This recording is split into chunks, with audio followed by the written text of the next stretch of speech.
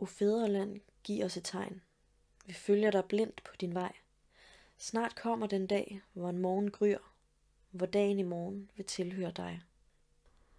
Det var sådan, det hele begyndte. Folk blev blide. Alle som en var indhyllet i drømme, som ikke var andet end propaganda.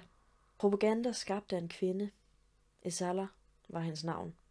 Hun havde på kort tid skabt sig et helt nyt parti. Mater. Det var et parti, som ville gøre op med verden, som den var, og skabe en ny verden for overmennesker, fri for folk, der mente noget andet, eller på en eller anden måde udgjorde en trussel for den nye verden. I starten synes folk, Esalar gjorde det helt rigtige for at bygge en ny verden. Hun fik endda navnet Moderen, en titel, som skulle vise sig at være forbundet med stor ondskab. Folk begyndte at synge sange om fædreland, som jeg har beskrevet, men også om broderskab og frihed. Problemet var dog bare, at disse sange kun var sange, og at ordene i dem ikke havde nogen betydning.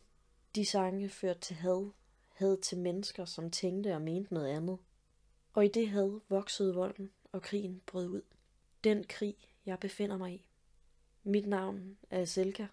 Jeg er en kvinde på 30, og når du læser dette, er jeg død.